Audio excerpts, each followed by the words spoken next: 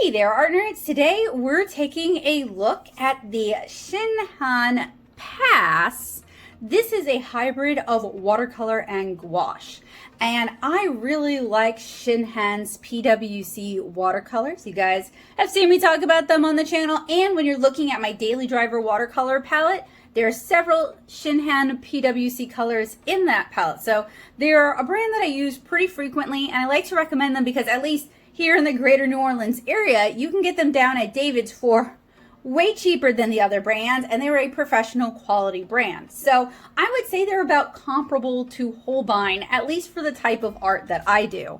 That said, I'm not really a gouache person. I basically use gouache to add highlights to my watercolor illustrations, and that's about it. I've tried gouache. I'm not really an opaque medium kind of person, but I've recently started falling more in love with opaque watercolors to adjust my art, to adjust other colors, and to add rim lighting. So I thought Shinhan Pass might be a great way to do that. Now, technically gouache is just an opaque watercolor. It's really formulated with basically the same kind of binders. It just has more pigment and more optical brighteners in it because it's intended to be used at a cream consistency rather than an almost just flat out water consistency like watercolor. There are different types of gouache. The kind you guys might be more familiar with is like acrylic gouache, which includes acrylic. That is not reactivatable once it's dried, or like the Hemi gouache, which I have it. I still need to look at it.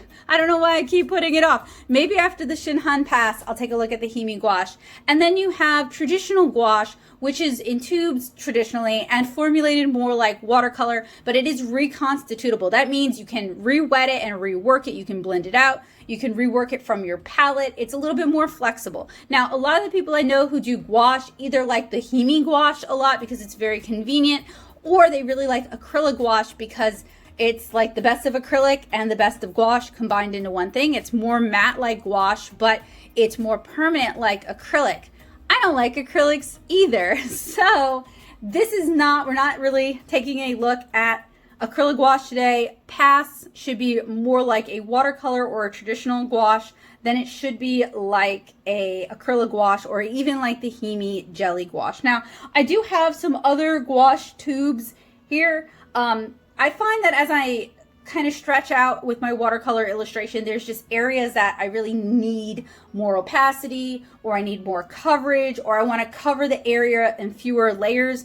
An example of that would be the cover I did for Curious Little Things. It took so many passes to get that dark enough, and really I could have just gone in with like a black gouache mixed with some blue and gotten what I was looking for much quicker than that. So that's kind of what we're doing here today. And I have some other tubes of gouache that I recently picked up from Moe's Art Supply in New Orleans that I may bring those into this, and we may just talk about gouache as an additive for watercolor overall. But wanted to let you guys know, if you're here to learn about gouache, that ain't me. You're in the wrong place, my friend. But if you're here to learn about watercolor and gouache, then hey, hi, I'm Becca Hilburn. I'm a watercolor comic artist and illustrator. You can check out more of my work on these social media sites here.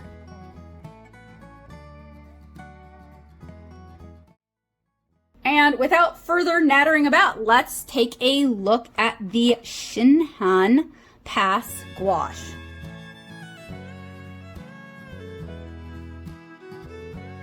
So I purchased my Pass watercolors from Jackson's. You guys might remember the whole video where I talked about it but didn't unbox them yet. That was for good reason, because I wanted to do a full review with you guys. So they are available in 48 colors in 20 milliliter tubes. So you guys can kind of see, not the biggest color range, but a passable little color range. And there are a lot of kind of pastels in this color range, or brighter colors. And that was what I was really attracted to, was being able to add some of these lighter colors back into my work as highlights if I'd kind of lost them. And they are, I don't know that they have a set, but they are $4.36. So this is about what the PWC watercolors cost at David's Art Center. They're like $5 something, maybe a little higher, but really not bad for, you know, professional watercolors. And with professional watercolors, a little goes a long way.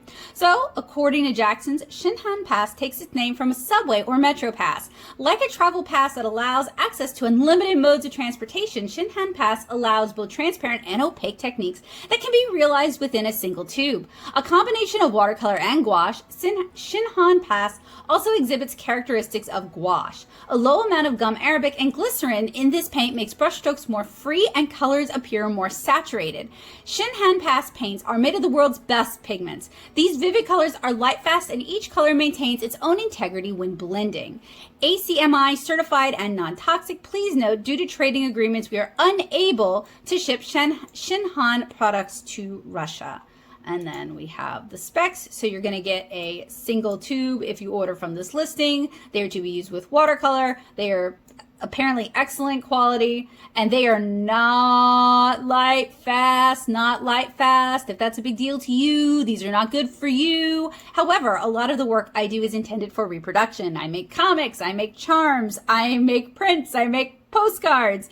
So while I am glad to be aware of this, and this might be something I would be interested in testing in the near future or in the future, this isn't a deal breaker for me, not by a long shot. But I know for some of you guys, it's really important.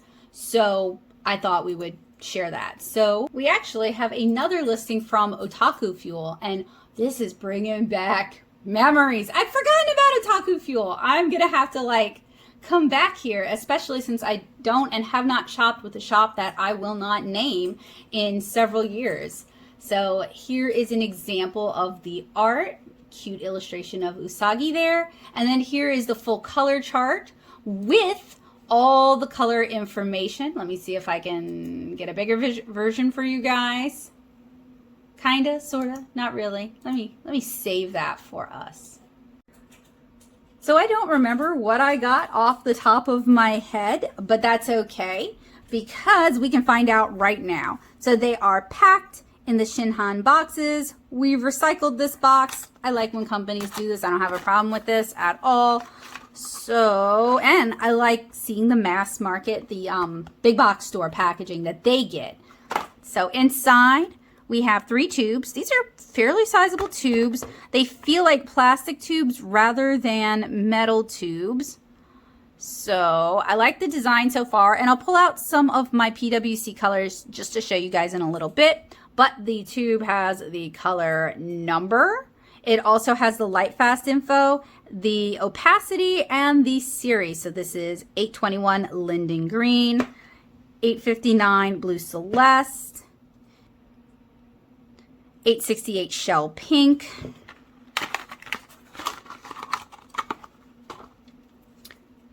849 Ultramarine Deep, 867 Brilliant Pink, 842 Blue Gray. I was looking for something a little more opaque than the opaque pastels that I have. 878 Yellow Ochre, 810 Vermilion Hue, 858 Heliotrope, and I also wasn't particularly getting mixing colors. I was literally getting colors that could be useful as highlights. And then 817 Lemon Yellow. So all told, we have 2, 4, 6, 8, 10 colors here. Let me refocus. And here we have a tube of Shinhan PWC Blue Gray. So they are not consistent through the number system because this is Blue Gray in Pass, this is Blue Gray in PWC, this is 614, this is 842. They do have a similar light fastness, opacity, and series number. I do actually have some PWC colors that are similar in the Pass line. So I'll see if I can pull them up, and when we're swatching, that way we can do a little bit of a head-to-head comparison. As you guys can see, I actually have a few of the PWC colors that I also now have in the Pass colors. But what I'm really looking for is that increased opacity that hopefully Pass will be able to bring. Then I also have I do have like an ultramarine light. I didn't think it was fair to compare ultramarine light against ultramarine deep. They're not really, I mean, they're kind of the same color, but they're also not really the same. They're not the same expression of the same color, basically. And I thought I had vermilion hue because I thought I had it in the starter set, which I really like this set as like a good beginner mixing set that's very affordable. I paid $35 for the set. I may have subbed some of these colors out because I use this sometimes when I'm teaching classes to fill pans for my students. And I may have subbed it out with colors that might work better. But as you guys can see, I just have ultramarine light and cobalt blue. I don't seem to have ultramarine deep. We're going to start out with just some regular swatches. I'm going to swatch them kind of the same way I swatch watercolor. We're going to look to see if we see some of the same traits we see when we swatch watercolor. I am not expecting to though, because gouache tends to be intentionally more finely milled. You're not looking for granulation with gouache, which again would make it great as a highlight accent or just to gently adjust some colors, but I do want to see how they handle as a watercolor medium. I didn't really buy enough colors to do a full color mixing. I may mix some of the colors to see if we can get some nice secondary colors. It's not really what I'm going for with this, but I do want to test it out. I am curious about it. I'm also curious to see how these might set up in half pans, although that's not what I'm going to necessarily be doing right now. I know normally with watercolor, I do that basically first because I know they should be able to reconstitute, otherwise they would be useless to me. But as you guys can see, I'm using my white gouache out of a tube, a very eaten, chewed up, beaten up tube.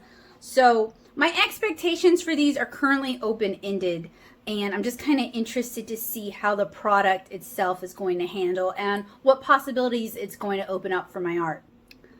Of course, I do want to see, so they're plastic tubes with a squeezy top, and they just seem very, very simple to open.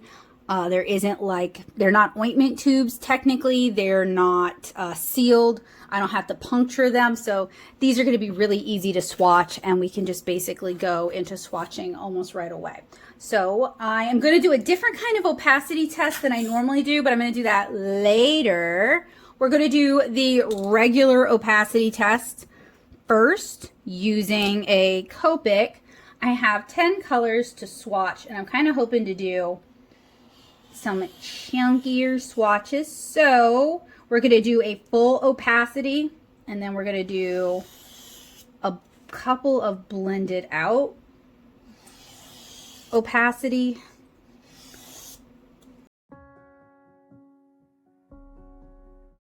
One of the first things that I noticed is these are a lot thinner than I expected them to be, and they're much thinner than many watercolors I've worked with. They're almost a cream consistency coming straight out of the tube, so you may find that you don't really need to add a lot of water if you want to use these like a gouache.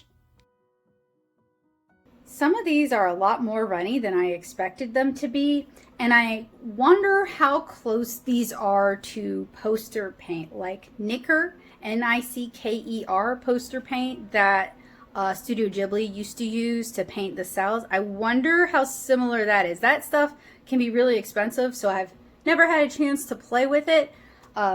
I'd love to try, but it's pretty expensive. So I can't necessarily give a direct head-to-head comparison of this against that. But if you have experience with it, let me know in the comments how similar this is. Some of these, I had a little bit of gum Arabic separation, and they're all just a little bit looser than I expected, which is not necessarily a bad thing because gouache is a heavier application than watercolor. So they're almost already, I mean, you'd add a little bit of water, but they're almost already at that cream texture you might be looking for. These colors are bright and vibrant and semi-opaque straight out of the tube. It might be a little easier to treat as a watercolor than as a regular gouache because they are kind of thinner than regular gouache. They do have some coverage, but not really as much as I was expecting.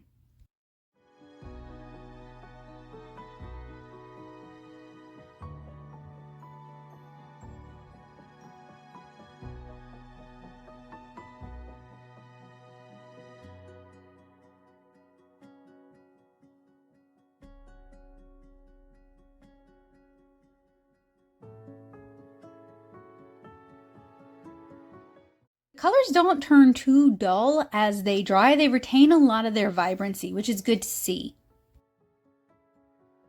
As I mentioned earlier, I'm not going to be able to do like full color blending, but I can do a little bit of color mixing because I do have, you know, not a lot to be real, but some kind of basic mixing colors. So we're going to take a little bit of our lemon yellow, and I'm not really trying to mix it to gouache strength. I'm trying to just see.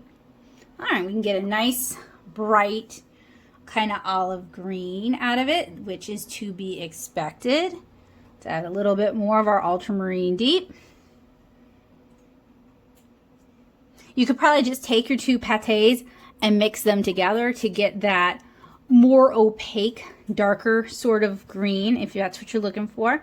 Let's take again some of our lemon yellow, and we're going to take some of our vermilion hue.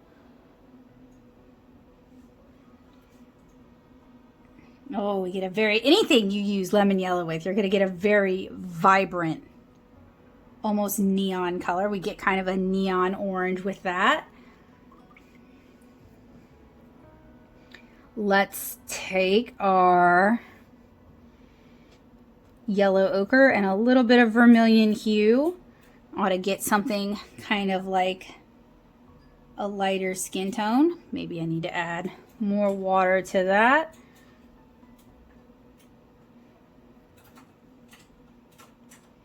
There you go, kind of a peachy color. And then, even though these pastels are not really great mixing colors, I'm going to take our brilliant pink and take a little bit of blue celeste. And we should get kind of like a pretty little cloud purple. Yes, even though we do have heliotrope, which is more of a true purple. Just testing out those color blending capabilities. Now, if I take our vermilion hue and our ultramarine deep, it's going to give me kind of a gross brown.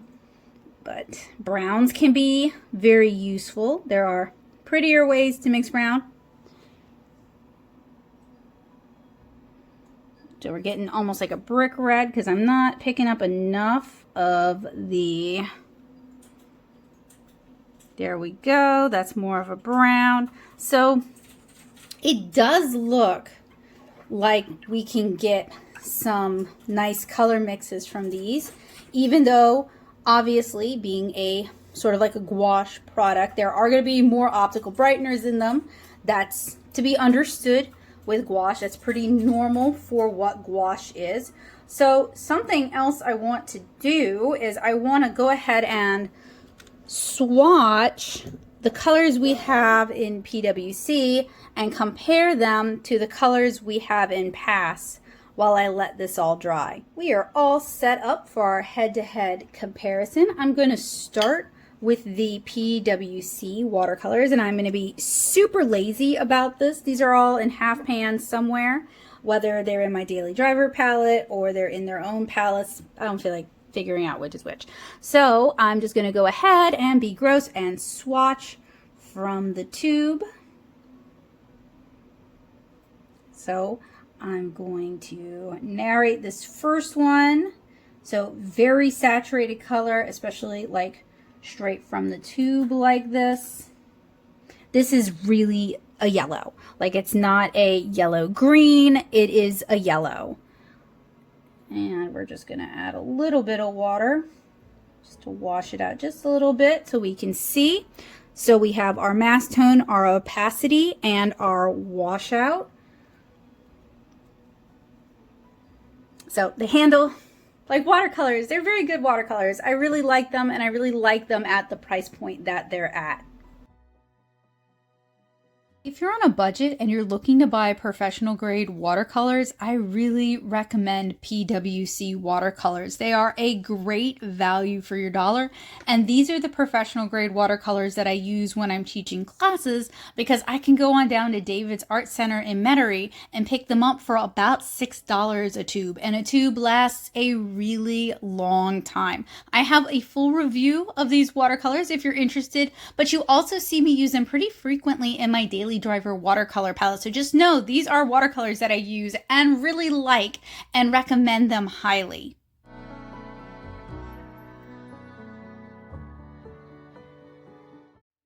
I would say that PWC handles a lot like Holbein. They have kind of a similar color palette to Holbein. They have a similar sort of granulation scheme where everything's pretty finely milled, similar to Holbein. They have some really cute pastels in there. Usually they achieve that by adding, I think, PW6.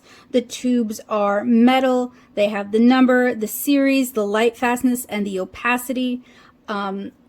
I just happen to add some of these more opaque pastel colors because they're cute and they can be a fun accent. They also reactivate from half pans really well. They're just good watercolors.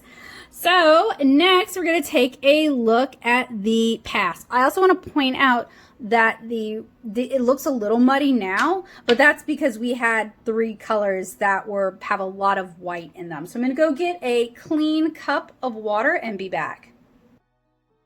Pass compared to the PWC watercolors. There's some color differences between the two lines, but I had a limited basis for comparison.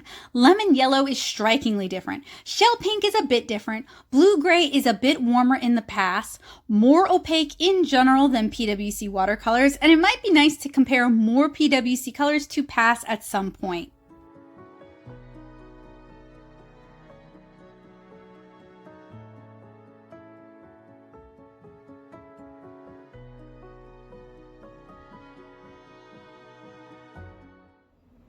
Not surprisingly, at least to me, the Shinhan Pass do muddy the water more.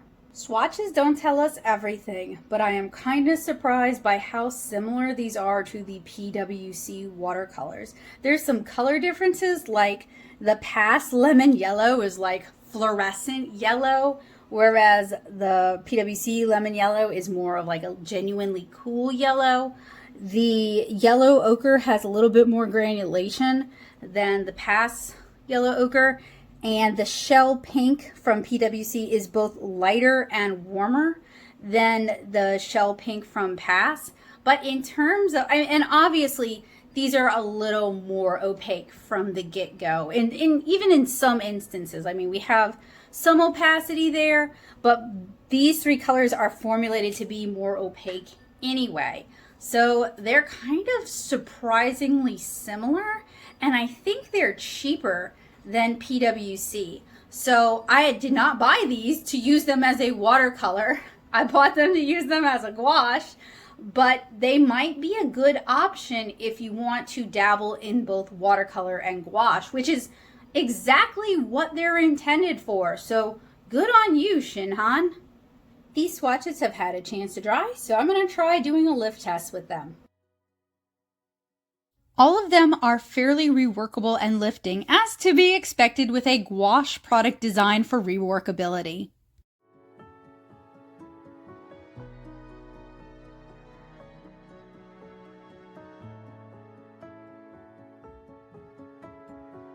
Not very surprisingly, these are all pretty lifting. That's kind of to be expected with a gouache product. It's one of the reasons a lot of artists prefer an acrylic gouache over a traditional gouache, is that you can actually do more layers, more glazing on top of it, and it's not going to move as much or reactivate as much as a traditional gouache would. I want to talk about Pass as compared to traditional gouache. So I have 4 tubes here, 3 different brands, Winsor and Newton. I believe this is De La Rowney and Holbein. 3 of these are really light colors. We have 1 dark color. So what I'm kind of looking for is, I'm currently on a quest for an antique white gouache that is not an acrylic gouache. Haven't found it yet, but I find that it might be more beneficial for how I do highlights. That's also kind of what brought me to Shinhan Pass to begin with. So hopefully this will be a good comparison. We'll also have a chance to see how these reconstitute in a little bit, because they've had a chance to dry out pretty significantly on my ceramic plate. So I have never opened these tubes before. This is the first time I'm actually swatching these tubes. So hopefully this is a good experience all around. I think traditional gouache has a bit more coverage compared to Pass. I believe James Gurney sometimes uses gouache as a watercolor for a more opaque watercolor. So if you're looking for flexibility and don't mind the opacity, regular gouache might be a good fit for you. Although Pass is much cheaper than regular gouache, so this is a good budget option.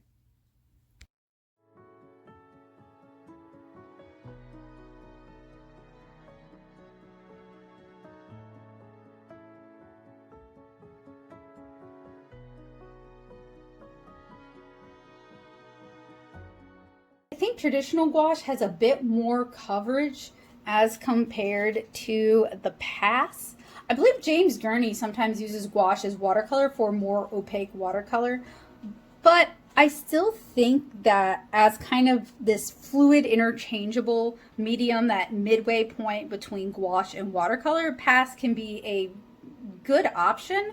I definitely want to do like a big full field test with what I've got to see if it will like slide the sliding scale, if that makes sense, from watercolor to gouache. But I am going to do like a little mini field test today as well. So I am going to do a wet into wet test, but I want to see how well these reconstitute real quick. And it seems like they reconstitute really well. That's part of the reason we were working on a ceramic plate. Could have also used my Teflon desktop. But this may actually be an easier way to work with these. So normally I set my watercolors up in half pans and let them dry.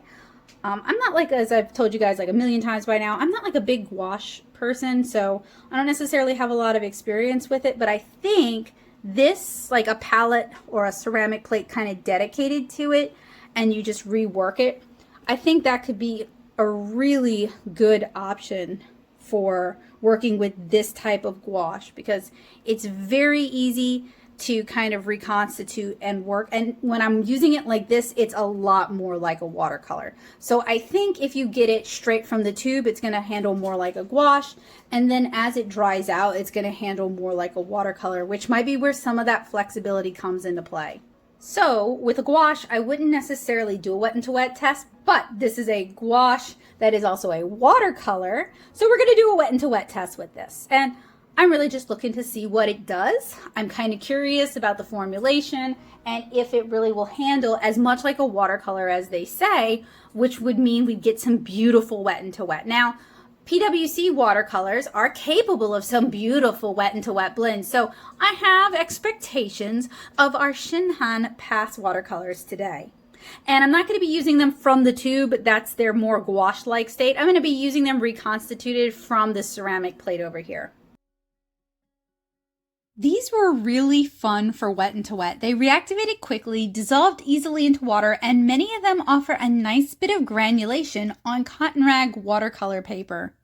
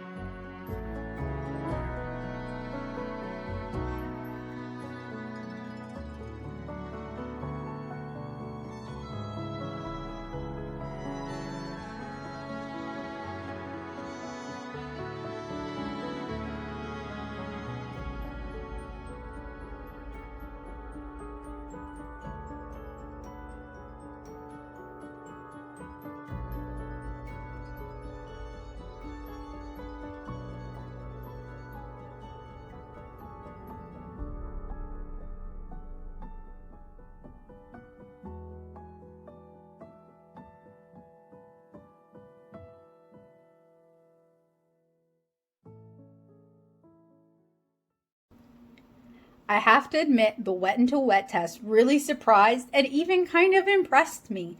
These are a lot of fun.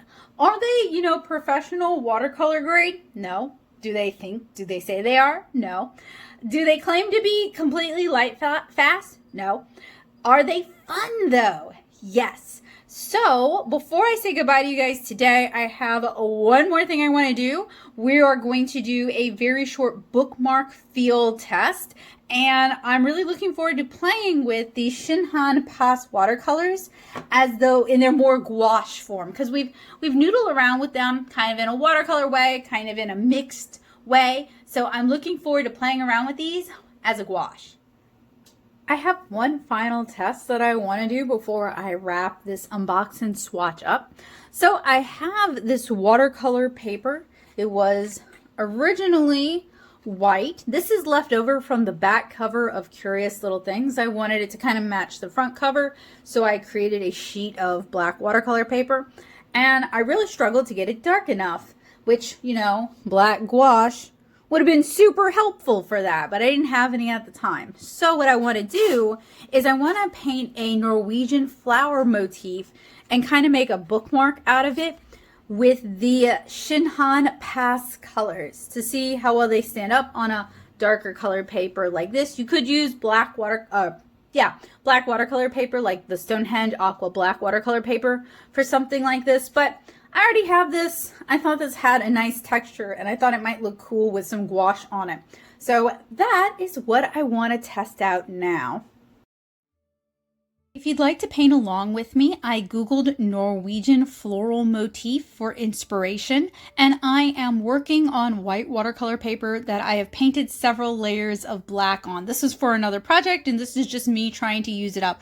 Black watercolor paper would work probably even better than this, but if you don't have any, you can do what I did and just paint several layers of black watercolor on your paper if that's the route you want to go. You could also go with a fun, vibrant color. A blue or a red background or a green background might look beautiful for this. So I applied artist masking tape to the back of my bookmark and taped it down to my desktop. I refreshed some of the colors on my ceramic palette, and I'm really just working with the colors that I have. I didn't buy any new colors. I'm not adding any new colors. So you can work with the colors that you like or that you prefer. This was just me trying to kind of test out these as gouaches. So we're trying to work with them at full strength, kind of cream consistency. And I also want to test out color mixing as well as layering. I'm just referencing different Norwegian floral motifs to kind of try to get that sort of vibe. I think it's really pretty, and I thought it would make for a fun bookmark and a fun demonstration to share with you guys. So sometimes it takes a couple of layers to get it saturated enough, but it handles enough like gouache and has enough opacity that I think it works well as a pass medium. This would be a good medium ground for me, someone who might want to use something with a bit more opacity to add highlights and details on a comic page, but doesn't necessarily need a set of gouache. Or it might work well for someone who's interested in both watercolor and gouache, but only wants to invest in one. One thing I did notice, I'm working with a very soft, this is the silver black velvet brushes. These are what I use for watercolor. They are kind of soft, honestly, for watercolor. They can be kind of drippy. They are very soft for gouache. I should have used a stiffer brush for this, mostly because my gouache got blobby and not precise. So it's not as neat and as pretty as I would have liked because I'm not really using the best brush for this. Even a synthetic brush might be like a full synthetic, inexpensive brush might be a better fit with these. So this could be good too if you have less expensive art supplies or if you're on limited means to not only stretch your budget in terms of watercolor and gouache, but the materials that you can use with it, because these are a medium that would benefit from a stiffer or slightly stiffer brush. It might also be neat to do a building up opacity trick like reverse Delft blue on black. So we start with the really thin layers and then build up that opacity from there. That might be something that I explore in the future. But really, I found these very easy to work with, very easy to work with as a watercolor, easy to work with as a gouache, easy to reactivate on the palette. It's not a perfect medium. Some of the colors are kind of gross when you compare them to their PWC color counterparts like the lemon yellow, and the light fastness is definitely a concern, but I could see this as being a good beginners or learning medium, something that's a little bit more accessible. Now, unfortunately, I don't know of any brick and mortars that sell this, so going and buying it in person might be a challenge, but you can request that your favorite local art supply store carry new things. So if you would like to try it and pick up a tube or two, that could be a way to do it, but I will also link where I bought them and where you can find them down in the description below if you'd like to give these a try.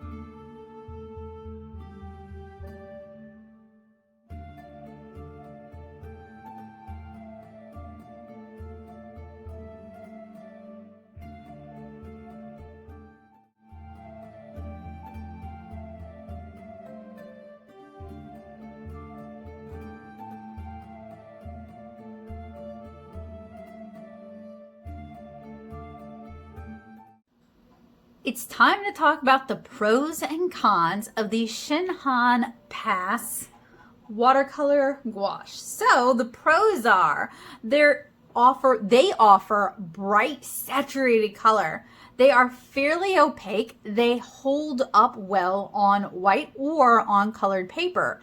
And they handle decently as a watercolor. They have good granulation. They diffuse nicely into water. And there's no weird halos. The colors also diffuse into each other cleanly, which is really kind of surprising to see from a product that is both a watercolor and a gouache. I thought we would have more issues with how the colors diffuse into each other.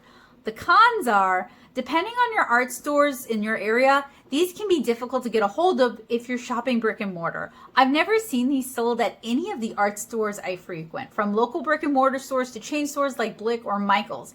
But that doesn't mean you won't be able to find them. And you can request products at a local level because a lot of these local stores are interested in your suggestions and carrying what you're actually going to buy. So if you want to try Shinhan Pass and you don't want to have to order them from like Jackson's or Otaku Fuel, for whatever reason, try recommending that your local brick and mortar order some for you. These are not really a gouache or a watercolor. They're that strange in between that sort of works for both. I like them, but I wouldn't suggest you try to press pass to do the same job you would expect from high quality watercolors or from high quality gouache. But they're definitely a good in between. And the light fastness. These are definitely not for sale or display. I would say for reproduction only. It is time for my verdict on the Shinhan Pass gouache colors. So this isn't a full verdict because obviously we haven't done like a full painting, but we have had a chance to kind of dabble around with these and I really like them. As a watercolor artist who sometimes wants to play with gouache and who enjoys adding some opacity to my work, like highlights, details, and rim lighting, these offer a great in-between that have a lot of flexibility. I'm not looking to replace my regular watercolors with these, nor am I particularly interested in getting into gouache. So my expectations may not be the same as someone who is looking to replace their watercolors or really wants these for their gouache aspect. So if you have a different experience with these watercolors / gouaches, let me know down in the comments below. I'd love to hear from you. I do think these could be a great option for someone who's interested in both watercolor and gouache and doesn't yet have much in the way of either because they are fairly flexible for both.